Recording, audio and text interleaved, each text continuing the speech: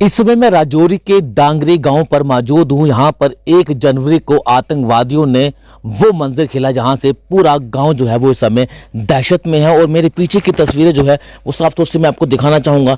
ये देखिए, ये वही घर है, यहाँ पर आतंकवादियों ने हमला किया था और यहाँ पर बुलेट्स के निशान जो हैं वो साफ तौर से आपको यहाँ पर नजर आएंगे। और वो सामने वो घर मैं आपको दिखाना चाहता हूँ। यहाँ पर आतंकवादियों ने वो हमला किया कि इस हमले में बाप और बेटे की जान चलेगी। बताया ये भी जा रहा है कि जब आतंकवादियों ने हमला किया तो यहाँ की जो महिला थी वो यहीं पर बैठकर खाना बना रही थी और खाना बनाते बनाते आतंकवादियों ने जो है वो इस घर पर हमला किया है। और बेहद दुखद खबर ये है कि आज भी इस घर पर जो है वो सन्नाटा जो है वो पसरा हुआ है।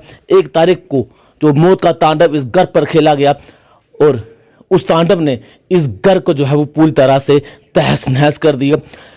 बाप और बेटे की इस आतंकवादी हमले में जान चलेगी और जो बाकी के परिवार के जो सदस्य हैं वो अब इस घर को छोड़ने के लिए मजबूर हैं और अपने किसी परिवार वालों के घर पर रहने के लिए मजबूर हैं। और आपको बता दूं कि जो 1 तारीख को आतंकवादियों ने इस डांगरी गांव पर हमला किया और उस समय यहाँ पर सन्नाटा पसरा हुआ था और 3 घरों को आतंकवादियों ने जो है वो टारगेट किया है। और सबसे अहम बात मैं आपको बताना चाहूँगा, जो यहाँ के गाँव वासियों ने जो बात हमें बताई है वो ये कहा है कि यहाँ पर सिर्फ और सिर्फ मेल्स को टारगेट करने का प्रयास किया गया है और 6 लोगों की दर्दनाक इस आतंकवादी हमले में मौत हुई। और आपको इस पूरे गाँव की तस्वीरें जो है वो मैं आपको ज़रूर दिखाना चाहूँगा और किस तरह से उन आतंकवादियों ने इस गाँव को टारगेट करने का प्रयास किया है। ये पूरे गांव की ये वो तस्वीरें हैं और आपको दिखा दूं कि दूर दूर तक यहाँ पर आपको घर यहाँ पर नज़र आएंगे। और सबसे पहले आतंकवादी जो हैं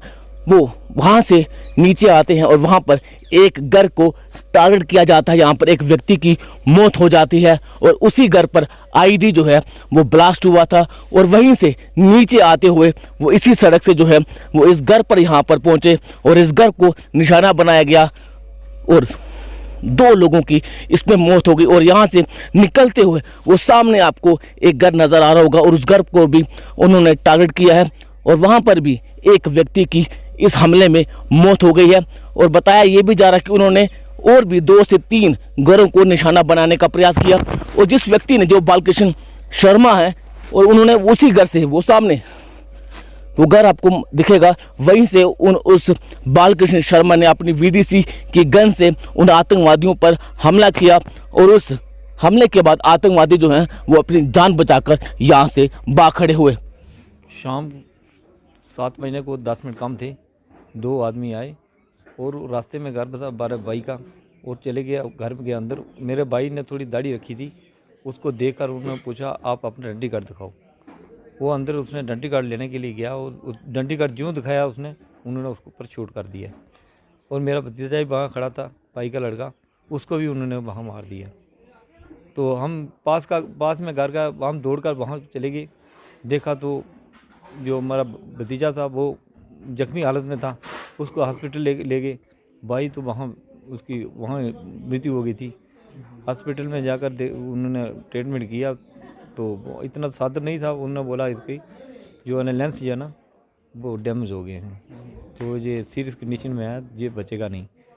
तो फिर बोलने लगे जम्मू भेजे। मैं जम्मू भेजने का इसका है ही नहीं, चांस ही नहीं है। तो जम्मू लिफ्ट करते करते उसको रास्ते पे डेथ हो गई। तो ऐसे हमारा वो कमाने वाला तो था नहीं, भाई था वो भी मजदूरी करता था, बेटा था वो भी ग्रिफ में काम करता था, ग्रिफ में लेबर में दिहाड़ी लगाता था। तो आप उस समय कहाँ पे थे? मैं अपने घर में था, पर इसका पता ही नहीं था भाई ये मिलिटेंट हैं या क्या है, पता ही नहीं था। जब फायरिंग हुई तो वहाँ पहुँचते इतनी देर में वो अपना काम करके भाग गए थे। आपके घर से किसी ने आतंकियों को देखा था उस दिन? नहीं, वो देखा था, मेरी जो बहू है ना उसने देखा था। क्या बताया उन्होंने, कैसे रहेगा? वो बोलती थी एक लंबा सा आदमी था, एक थोड़ा छोटे कद का था।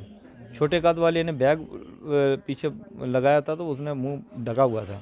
जो लंबे वाला था ना उसने मुंह ढका नहीं था, उसके पास गन थी, उसी ने शूट किया है। कायर और बुजदिल आतंकवादियों ने इस घर पर लगातार 20 से 25 राउंड जो हैं वो फायर किए हैं और इस घर से एक व्यक्ति की दुखद मौत हो गई है। और आपको ये लोहे का गेट मैं आपको दिखाना चाहूँगा। यहाँ पर लगभग 15 राउंड फायर जो है वो इस गेट पर किए गए। ये देखिए, यहाँ पर जो सर्कल्स लगाए गए हैं, यहीं पर उन आतंकवादियों ने इस गेट पर फायरिंग की और फायरिंग करने के बाद वो इस घर पर घुसे हैं। लगभग जो बताया जा रहा है, लगभग 20 से 25 राउंड फायर जो है वो उन्होंने यहाँ पर किए। ये देखिए, ये दीवारों में आप ये बड़ा छेद देख सकते हैं। आप सोच सकते हैं कि किस तरह से वो दरिंदे इस घर पर यहाँ पर घुसे थे और ताबड़तोड़ यहाँ पर फायरिंग उन आतंकवादियों ने की है। ये गेट जो है वो मैं आपको ज़रूर दिखाना चाहूँगा।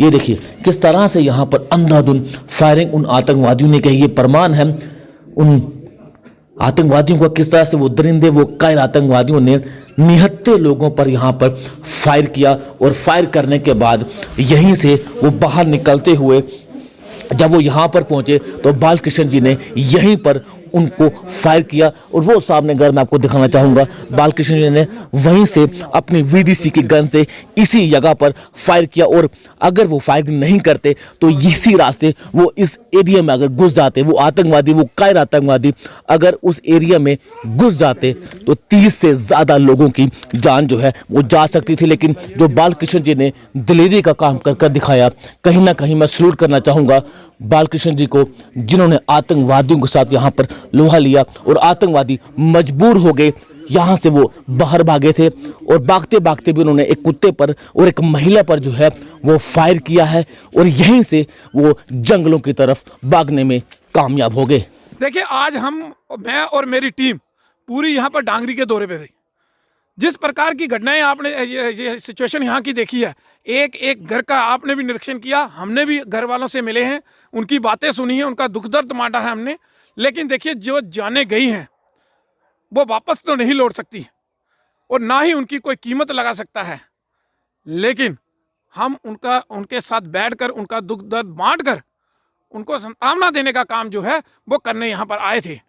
लेकिन यहाँ की सिचुएशन सुनकर हम बड़े हैरान हैं कि जिस प्रकार से इस घर से पहले आतंकवादी ऊपर चढ़े हैं, यहाँ से फायरिंग की है, 2 की हत्या करने के बाद वो उसके बाद इस घर के अंदर फायरिंग की है। ये दूसरा घर साथ में है, उसके बाद तीसरा घर नीचे सतीश कुमार जी का है, वहाँ पर फायरिंग की है, उसके साथ वाले घर में उन्होंने फायरिंग की है। और उसके बाद जो है वो पार जो बड़ा मोहल्ला है जिसके अंदर काफ़ी संख्या में लोग रहते हैं, उस घर में घुसने की फिराक में थे।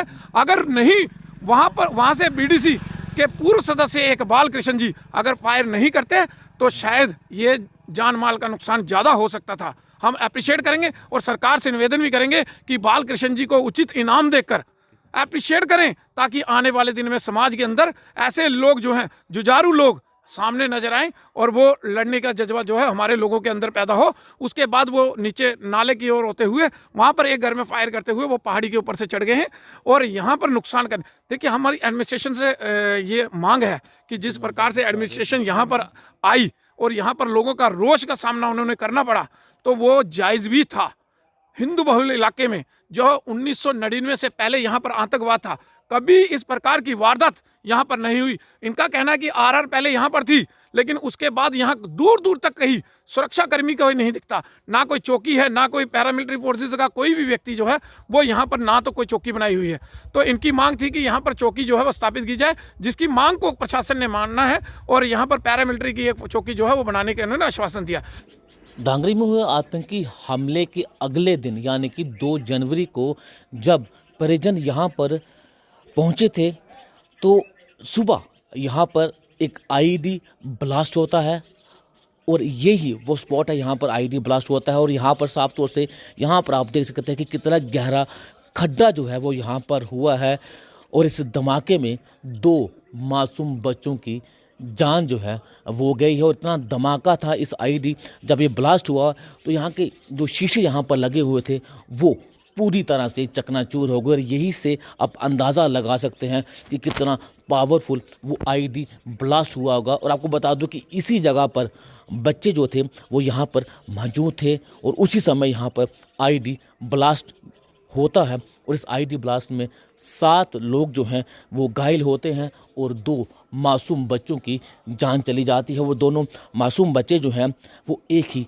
परिवार से जो है वो ताल्लुक़ रखते थे। इसमें एक बच्ची और एक छोटा बच्चा था जिसकी इस आईईडी ब्लास्ट में मौत हो गई। और एक आपको बात दोबारा से बताना चाहूँगा कि ये वो पहाड़ी है और इसी पहाड़ी से नीचे आते हुए वो आतंकवादी जो हैं वो सबसे पहले इसी घर को निशाना बनाते हैं और यहाँ पर हमला करने के बाद इसी जगह पर आईडी जो है वो प्लान की जाती है और यहीं से नीचे होते हुए 2 घरों का निशाना बनाया जाता है और इस आतंकी हमले में 6 लोगों की दुखद मौत हो गई है। लेकिन गांव वाले अभी भी दहशत में हैं क्योंकि वो दोनों आतंकवादी अभी भी जिंदा हैं। तो गांव वालों को ये चिंता है कि कहीं वो दोनों आतंकवादी एक बार फिर से इस गांव को निशाना ना बनाए। तो मुझे उम्मीद है हमारे सुरक्षा बलों और जम्मू कश्मीर पुलिस को कि उन दोनों आतंकवादियों को जल्द से जल्द मौत की घाट उतार दिया जाएगा।